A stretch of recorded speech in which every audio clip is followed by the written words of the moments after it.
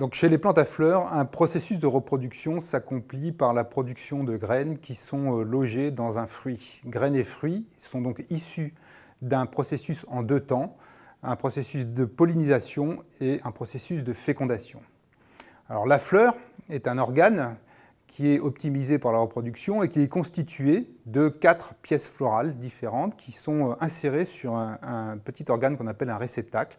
Les premières pièces florales étant les sépales, et l'ensemble des sépales forme le calice.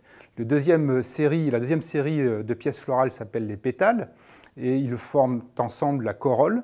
La troisième série d'organes s'appelle les étamines. Les étamines produisent les grains de pollen qui correspondent à la fonction mâle de la plante. Et puis enfin, les carpelles contiennent des ovules, et ces carpelles sont souvent soudées entre eux et forment le pistil. C'est la fonction femelle de la plante. Donc ici, nous avons une fleur dont les 3 premières séries de pièces florales ont été extraites. Il ne reste donc plus que le pistil. Et vous voyez qu'un pistil s'organise en un ovaire. Cet ovaire est creux et y abrite des ovules. Et cet ovaire est surmonté d'un style et d'un stigmate.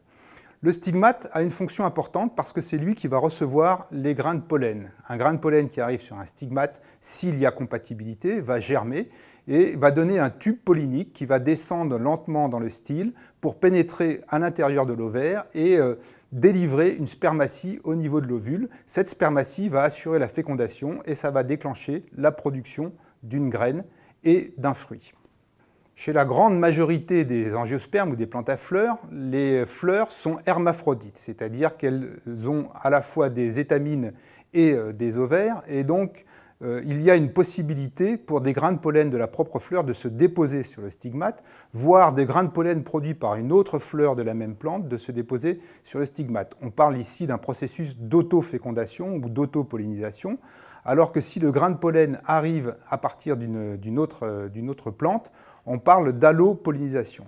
L'autofécondation ou l'autopollinisation est une chose extrêmement importante dans l'évolution des pièces florales, puisque la fécondation par un autopollen peut produire de la consanguinité et donc fortement altérer la survie des graines produites par consanguinité. On parle de dépression de consanguinité.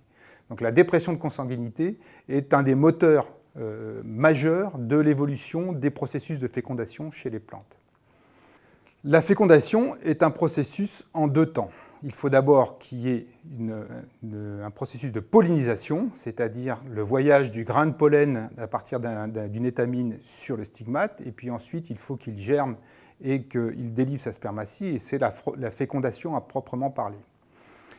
Pour que le grain de pollen voyage d'une étamine jusqu'au stigmate, il faut qu'un vecteur de transport prenne en charge ce grain de pollen. Et chez les plantes à fleurs, il y a essentiellement deux grands types de transporteurs, le vent et les animaux. Quand le vent est le transporteur du grain de pollen, on parle d'anémogamie, et donc de plantes anémogames. Quand ce sont des animaux qui transportent le grain de pollen, on parle de zoogamie et de plantes zoogames. Sur cette diapositive, vous voyez une plante anémogame, une graminée. Donc, les plantes anémogames doivent optimiser le transport de leur grain de pollen à travers le vent, et donc généralement ce sont des plantes qui produisent des fleurs pour lesquelles les étamines sont très exposées au vent, qui produisent une énorme quantité de pollen et dont la fonction femelle a des structures spécialisées capables de récupérer ces grains de pollen dans l'air. Donc généralement le style et le stigmate ont des structures qui sont plus ou moins ramifiées, rameuses, et qui ramènent le maximum de grains de pollen qui flottent dans l'air. Par ailleurs, les pièces florales, le calice et la corolle, sont généralement régressées et de couleur verdâtre, car il n'y a aucun intérêt pour attirer des animaux sur ces fleurs-là. Plusieurs types d'animaux sont impliqués dans les processus de pollinisation zoogame. Le premier grand groupe, et largement majoritaire, est constitué par les insectes. Et parmi les insectes, on a plusieurs ordres qui sont impliqués dans la pollinisation. Les papillons, les abeilles et les bourdons, les coléoptères, et puis les diptères, les cirphes, etc. Mais il y a encore d'autres groupes animaux qui peuvent participer à la pollinisation par les animaux, par exemple les oiseaux et les chauves-souris, mais ça concerne des processus de pollinisation dans d'autres régions du monde que dans les régions européennes. Les plantes pollinisées par les animaux offrent une ressource à leurs pollinisateurs. Deux ressources principales sont connues. La plus populaire, c'est évidemment le nectar, un liquide sucré qui est généralement produit par des petites structures glandulaires qu'on appelle les nectaires, mais pas toujours. Et la deuxième ressource fondamentale, c'est le pollen, qui offre une ressource très riche en protéines. Certains pollinisateurs ne consomment que du pollen, par exemple les coléoptères ou les cirfes sont des pollinivores, ils ne vont pas du tout chercher à se nourrir du nectar. Une fleur est un organe qui est optimisé pour maximiser la reproduction. Tout comme il existe un appareillage nécessaire pour qu'un avion puisse se poser sur un aéroport tel que Roissy-Charles de Gaulle, cette pensée sauvage est un organe qui est optimisé pour assurer la réception d'une abeille. Par exemple, la première chose qu'une abeille va faire quand elle vole, c'est localiser la fleur à longue distance. Ça se fait grâce à la couleur générale de la fleur, mais aussi à ses odeurs qu'elle émet.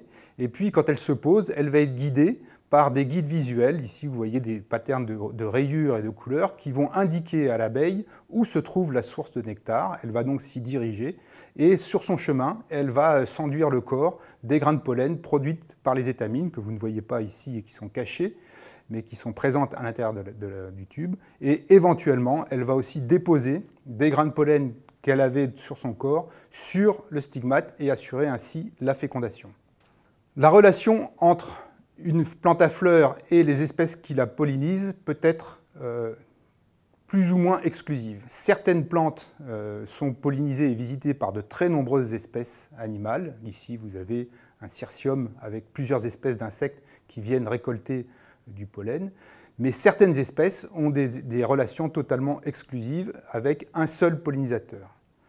Dans cette diapositive, vous voyez par exemple un ophrys, qui est l'ophrys fer à cheval, et cet ophrys fer à cheval, qui pousse dans la péninsule balkanique, est visité que par une abeille, la mégachile des murailles. Dans une inflorescence, c'est-à-dire une tige modifiée qui porte des fleurs, combien de fleurs doivent être ouvertes en même temps?